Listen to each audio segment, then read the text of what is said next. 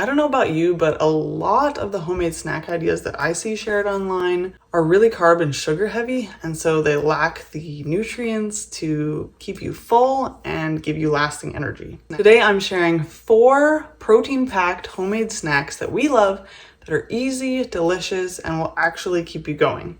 Also, all the protein comes from whole food ingredients, so you don't need any sort of protein powder. If you're new here, I'm Erica.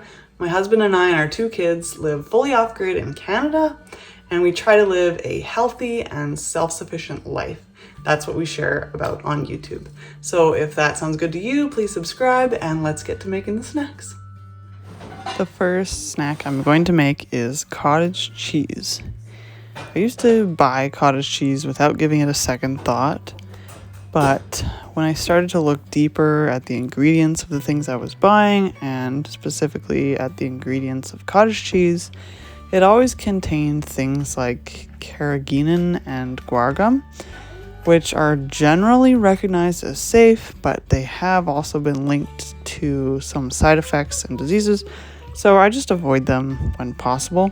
And when I discovered how dead simple it is to make cottage cheese, I knew I could do it. So this is how easy it is. I use 2 liters of whole milk, which is about half a gallon, when making a batch. But if you have a larger pot and you and your family go through cottage cheese faster than us, you could do a gallon at a time. So I heat up the milk over medium-low heat to around 120 degrees Fahrenheit. It's totally okay if it's a little more or less. You honestly don't even need a thermometer. Sometimes I just test with my finger, and if it feels like warm bath water, I call it good, and it always works. So don't stress about exact temperatures here. Once it feels like a warm bath, I turn off the heat and add a 1/4 cup plus 2 tablespoons of white vinegar. If you use a gallon of milk, then you'd pour in 3/4 cup of white vinegar. Then gently, slowly stir it around and then cover the pot. Then you just let it sit for 30 minutes or so. A 1/2 cup of cottage cheese has about 14 grams of protein, and that will keep you full until your next meal, guaranteed. I most often eat it as a pre-workout snack. Did you know it's important for women to have about 15 grams of protein half an hour before working out? If you don't, you're missing out on tons of benefits from the exercise you're doing. So I always make sure to have a high protein snack about 30 minutes before my workout.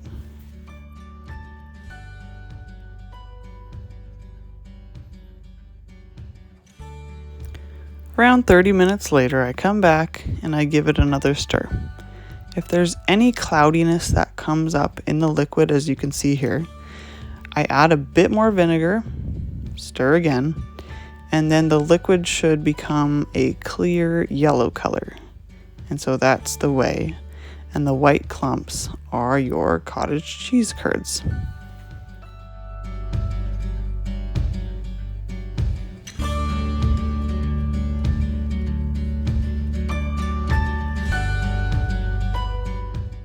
Now you simply strain the curds, and as you can see, I just use a fine mesh strainer.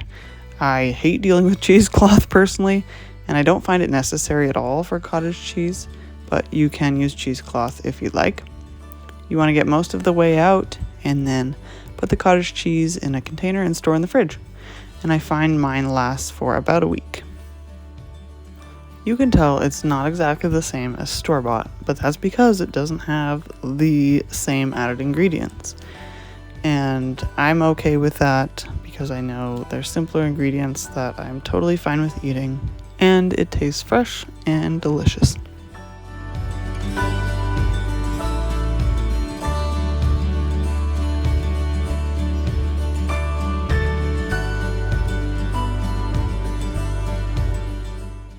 I like to mix my cottage cheese with fruit juice or fresh fruit. Often I'll use pineapple juice because I'm always using that to make my homemade electrolyte drink. I did a whole video on how I make that. I'll link that here and down below. It's been a total game changer for my energy and hydration. I used to be exhausted all the time. Just ask my husband.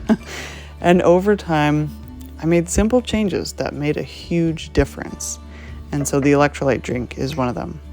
If you're feeling run down, I've got a free workshop that covers the easy, doable steps that I took to go from exhausted to full of energy all the time. The link for that is below.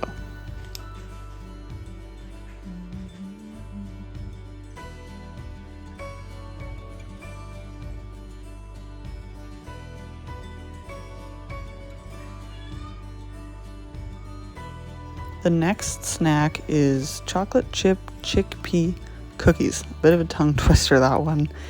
And normally I would never consider a cookie a snack.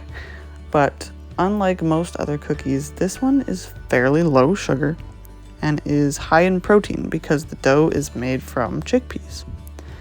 I know you're probably thinking that's really strange. Yes, it is. But sometimes you gotta do weird things if you want a high protein sweet snack that you're confident is actually filled with nutrients and not just empty calories that are going to turn into sugar. And I'm not gonna lie to you, these are pretty good, but they aren't the same as a good old traditional chocolate chip cookie. But they're a cookie and they include chocolate. So my kids think they're great and I like them too. They are also really easy to make. You just blend all the ingredients, which are chickpeas, almond butter, or you can use any other nut butter that you want. Maple syrup or honey, vanilla, baking powder, and salt in a food processor or a blender. Once that's all really well combined, you're going to mix in the chocolate and form them into cookies and bake. And you can find the complete recipe for this on my website, thehomeintent.com. I'll link that down below. Let's just take a moment to compare a regular chocolate chip cookie to this recipe. So regular chocolate chip cookie is mainly made from refined white flour, which basically just turns into sugar in your body, and white and or brown sugar. So it's just sugar. That's all it is. And I think we all know that, right? Chickpea cookies are made with simple, wholesome ingredients, which means they actually have nutrients. Chickpeas and nut butter have substance to them and protein. And the cookies are made with way less sugar. And to make it even less sugar, I always buy dark chocolate chips, like 70% chocolate chips, because they taste amazing and they have way less sugar. Now, of course, these should still be consumed in moderation, but you don't have to feel bad about eating them because you're actually giving your body some nutrition. And at the same time, you're giving your taste buds a nice sweet treat. This dough won't spread really when it's baked, so you need to actually form it into the cookie shape that you want. So what we do is just use our fingers to push them down and make them round. And we use a little bowl of water just to lightly dip our fingers in because the dough is quite sticky. It will stick to your fingers if you don't do this. So you just moisten your fingers and push them down.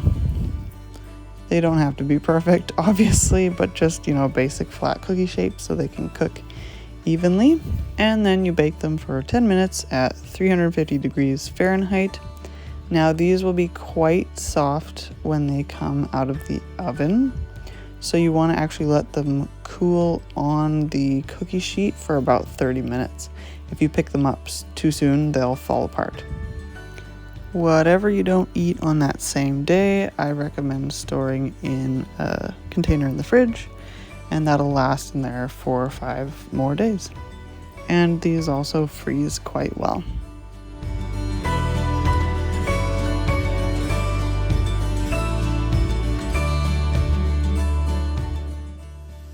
Okay, the next snack is deviled eggs.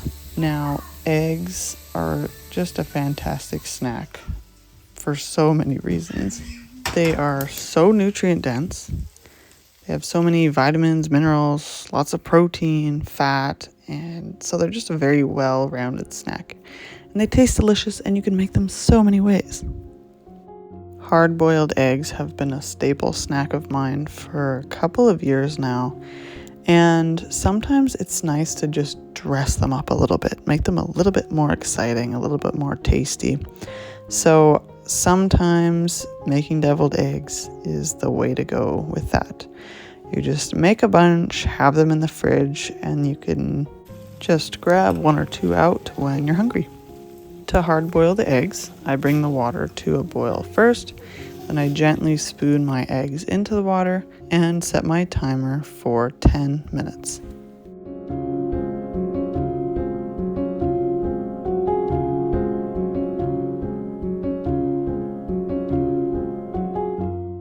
When the timer goes off, I take the eggs off of the heat and I blast them with cold water. I found that this is the way to make them easier to peel.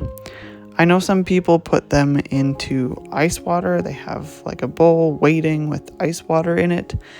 I just never have ice. I don't know. We don't use ice here very much. So I just blast it with the cold water. I cool down the pot, make sure the water is actually staying cold after it goes in there, because if you just fill it with cold water, the heat from the eggs in the pot will heat it up. So blast it with cold water and let them cool all the way before you peel them. So as you can see, I didn't get to deviling the eggs that day, so I just put them in the fridge and then took them out the next day, peeled them, and proceeded to make the deviled eggs.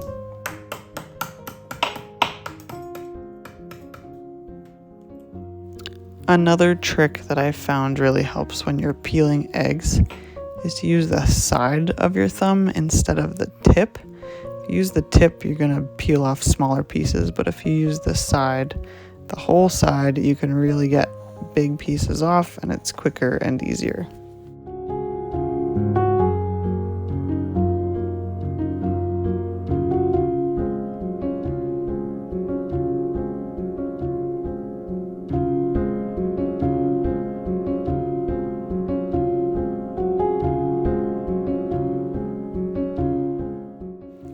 Now that these are peeled, I'm cutting them in half lengthwise, and then I will make the filling mixture by popping out all of the egg yolks into a container and then adding a couple more ingredients. To make a smooth filling when you're making it by hand, I find it really helpful to just kind of whisk up the egg yolks by themselves before adding the other ingredients. So that's what I do. And I don't really follow a recipe. I just add some homemade mayonnaise, and I did another video where I show you how to do that. I'll link that here, along with some Dijon mustard, some salt and pepper, and smoked paprika, and that's it. Mix it all up till it's nice and smooth, and just do a little taste test and make any adjustments that are necessary.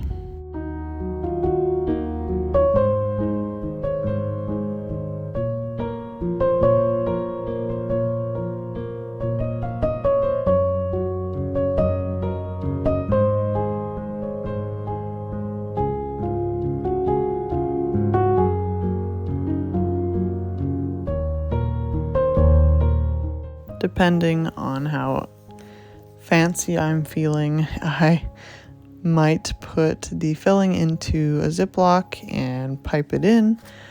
But if it's just me and the kids eating them, then I might just say, hey, it doesn't really matter. I'm just going to spoon the filling in and save a step.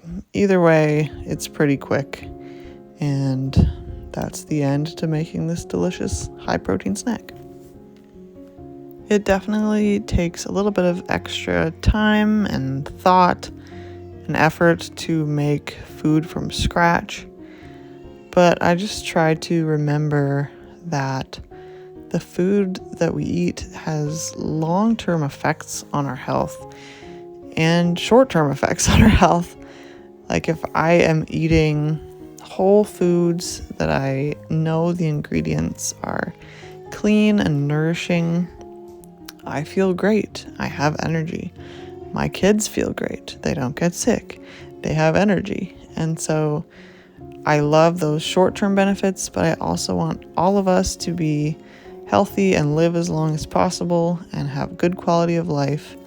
And that makes the time and effort so worth it.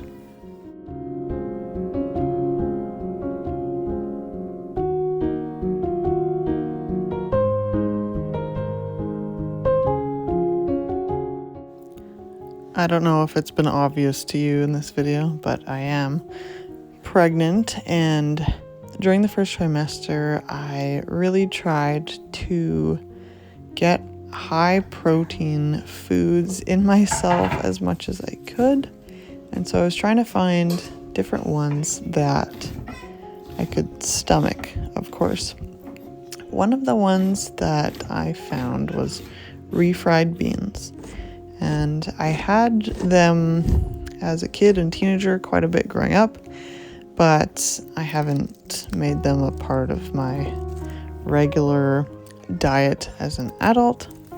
So during the first trimester, I learned how to make refried beans, which is something that I hadn't made before. I looked at the canned refried beans that were at my local store, and I wasn't really impressed with a few of the ingredients, so I knew it probably wasn't that hard to make it from scratch. And I was right, it's not. Especially if you have an Instant Pot, it's quite simple and easy. Refried beans are honestly really good on their own, and sometimes I would just have a few scoops of them, but other times I'd sit down with a little bowl of tortilla chips and eat them with the refried beans.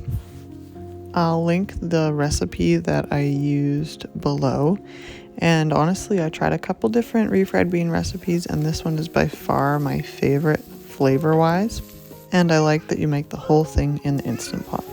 So the first thing I do is saute some onion for a couple minutes, then add the minced garlic, then a little bit of chicken broth just to deglaze the bottom.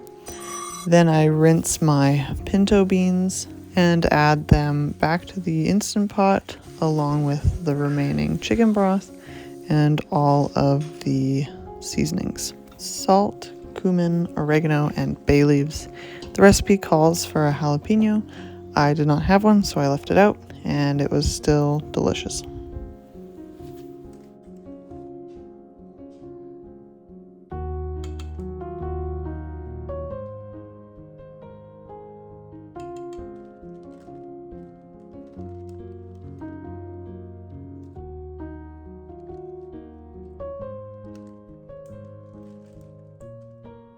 I know that soaking your beans before you cook them does have health benefits, so I do it when I can, but I'm not a stickler about it either. If I want to make refried beans and I want them done that day, I will just make them in the Instant Pot that day. I used to think that I needed to try to be absolutely perfectly healthy in everything I ate and everything I fed my family. But that caused me more stress, I think, than health benefits. And now I just do my best, and I still do really prioritize making food from scratch from ingredients that I approve of. But there's so many scenarios when we go out, when we're on a trip, when we're with other people in other people's homes. We just eat and we just enjoy, and we know that most of the time we're eating really good food at home, and so I don't stress about the other times. And I actually can now just enjoy that food that tastes so good that I know is so bad for me, but I rarely eat it. So after the beans are done cooking, you strain out most of the liquid and reserve just a bit of it in case you want to add it back in to make your refried beans a bit thinner, a bit creamier. And then you mash them and season as needed, and I definitely needed to add more salt. But this is a pretty quick and easy snack to keep on hand. Keep your extras in the fridge. You can eat it cold, you can heat it up. You can eat it with plain chips, you can make nachos, you can add it to tacos. There's a lot of things you can do with it to add extra protein to your snacks or your meals. Refried beans also freeze really well, so you can divide it into smaller portions and save it for later. Thanks so much for watching this video. I hope it gave you some ideas for how you can add more protein into your day. And if you're looking for more snack ideas, I have this other video where I share easy, healthy, and delicious snack recipes and ideas. Not all high protein, but all made with wholesome, clean ingredients.